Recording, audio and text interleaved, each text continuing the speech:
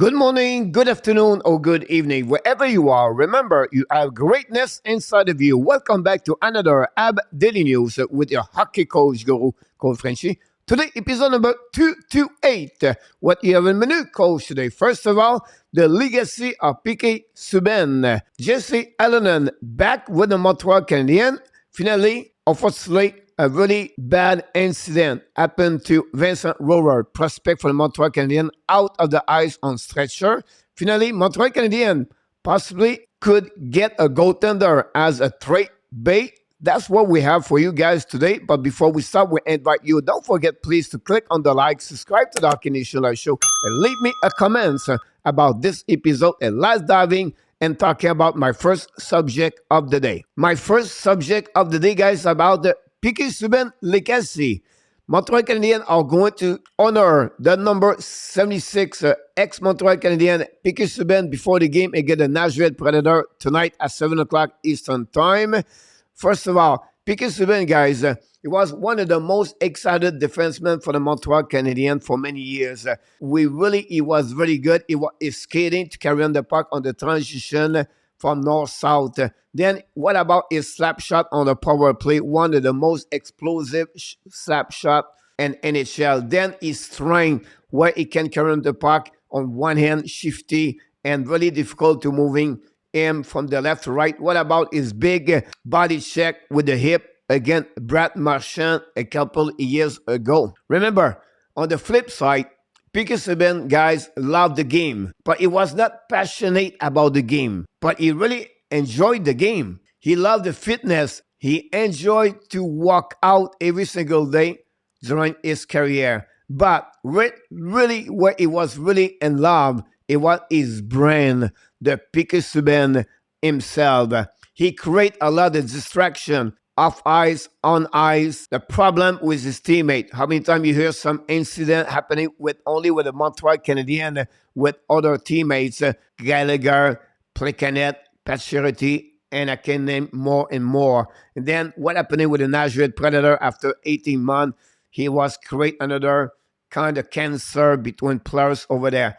Unfortunately, this is what P.K. Subban bring. The NHL and the player was not ready to have a guy unicorn like P.K. Subban at this level. And that's unfortunately turned around to be again him a long term. By number, first of all, it was drafted 44 overall pick by the Montreal Canadiens, second round in 2007. That year, guys, it was an excellent draft. Remember, Matt Pacioretty was drafted with him in 2007. During his career with the Montreal Canadiens, the number is 10, 66 goals, 215 assists, 281 points. Is the number 10 defenseman on the franchise Montreal with the most points. By number 3, he participated 3 times at the All-Star game. He was a nomination, guys, for the Trophy Norris. He won the Trophy Norris at 13-14. Then he number 66. This is the point he did in the playoff. He was really a clutch players during the playoff. Remember this biggest series playoff for the Montreal Canadiens versus Boston Bruins. Everybody remember that series. He has 18 goals and 44 assists. Remember when he did with the Nashville Predator during his first year, bring that team all the way to the final conference. Finally, the number 2, he won 2 times the gold medal with the World Junior Championship. But the biggest number is the 10 million. He gave a donation at the Montreal Children's Hospital. That's what is P.K. Subban. Yes, he disturbed. Yes, he was really a big distraction, but he's an excellent human being. He have a big heart. He's always there to give to others. And that's what is the most important thing we need to remember as a P.K. Subban. He was excited on the ice, but again, he was not always popular inside the locker room. This is his legacy for me with the Montreal Canadiens. Finally, what is next for P.K. Subban? He right now analyst with ESPN. He's an ambassador, guys, for the Hockeyville. What is Hockeyville? This is an organization helping rink arena around Canada. And that's what he is. He's a guy who wants to make an impact, make a difference. He wants to become an owner one day in NHL. Right now, he owns a team in the Hockey Feminine Professional League. And I think this is what PK is looking for. Of course, his brand is other thing he loves to do. It was one of the reasons, like I mentioned earlier, difference between him and other players. And that's what bothered a lot of players. But at the end of the day, he was an excellent hockey player. Obviously, stopped to play hockey at 33 years old. This guy concludes my first subject, but I would like to hear from you. Tell me what you think about P.K. Subban when he played with the Montreal Canadiens. Let's move on now, guys, for my next subject of the day. My next subject, guys, is an easy one. It's a Montreal Canadiens news and update. First of all, the Montreal Canadiens prospect Vincent Rohrer got hurt during the first period yesterday. Unfortunately, he played for the Ottawa 67, and then he got hit at the middle of the eyes. He flipped almost like a 360. He fell on his back and neck area and the head. It was really bad. If you have a chance to watching on the social media, you can see that body check. Nothing like vicious or really bad from opponent players. It's just a bad incident for him to fall on his back, and now he was out of the eyes on the stretcher. He was transported to the hospital. What we heard, the last update I got, it was from the team in the bed, but it was movement about his leg and arm and hands. So this is a good sign, but we have to wait what will be the next thing. There's some other update we're going to bring to you. But again, the 35 overall pick 2022 for the Montreal Canadiens, Vincent Rohrer for the Ottawa 67, it was out of the game on the stretcher yesterday.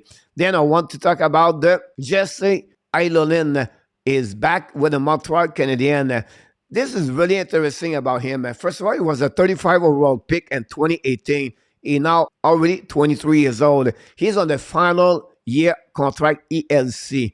This is really important to know this, guys, because what's happening for him, this could be his last chance for the Montreal Canadiens.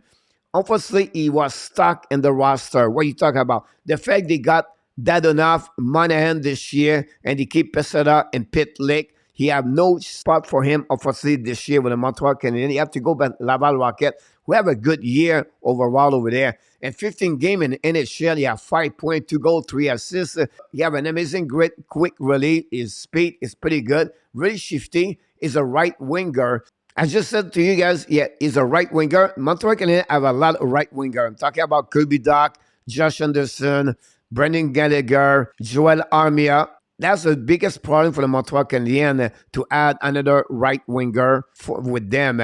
Now, that spot complicate him. What you talking about? If Kirby Doc stay on the right winger, you eliminate right now another spot for Ylönen. I think for me right now, the Montreal Canadiens are ready to figure out what they're going to do for him in the next couple of months. If they're going to keep him in this organization on possibility to make him on the package deal to get another asset in return during the next trade for the Montreal Canadiens. For me, I think Ken Hughes need to act sooner than later. Clean up players. It's time now to trade Dadonov, trade Drouin, try to clean up the UFA right now to open spot for a guy like Ylönen or maybe RHP for the Laval Rocket, and maybe return Pitlick back with the Montreal Canadiens, doing very well. Pitlick right now with the Laval Rocket. But again, I think right now more longer can use hold the situation, more complicated it is for the Montreal Canadiens to evaluate some young players with this organization. And that complicates, of course, the Martin St. Louis to deal with everything as a forward to help to scratch and everything like this. So it will be really interesting what's going to happen the next couple of weeks. But again, this is a really important opportunity for Ylönen to figure out what is next for him. Let's conclude, guys, this subject. Don't forget to leave me a comment. Then let's move on now, guys, for the last subject of the day. Subject of the day, guys, about the HABS trade bait. Now what they have, what they are looking for. First of all, the Buffalo goalie, guy, ERIK Portillo from Sweden. He is a 67 overall pick, 2019, 22 years old, 6'6", 225 pounds, played for the powerhouse at NCAA Michigan. We have to remember, the Buffalo Sabres, guys, have a many goaltender. They have Luukkonen, Levi, and Comrie. What happening now with them is Portillo has no contract. He can become UFA at the end of the season, and possibly the Buffalo Sabres could trade his right in return. If you think about Montreal Canadiens are looking for a young prospect goaltender, Dawson Wolf or Levi, example, or Yarazov for the Nashville Predator. I can go around like that. That would cost Montreal higher pick or prospect to trade. But now they have a possibility with one pick, a 4th-round pick with 1 players or a 2nd-round pick to get that goaltender, Portillo, and a 6'6", guys. He's been really solid for the Michigan in the last 3 years. Would be really interesting if Montreal could look about this goaltender and to add one more in their organization. Already they have Frédéric Tichot behind Caden Primo and Jacob Tobaz with the Ohio State and NCAA, a solid goaltender.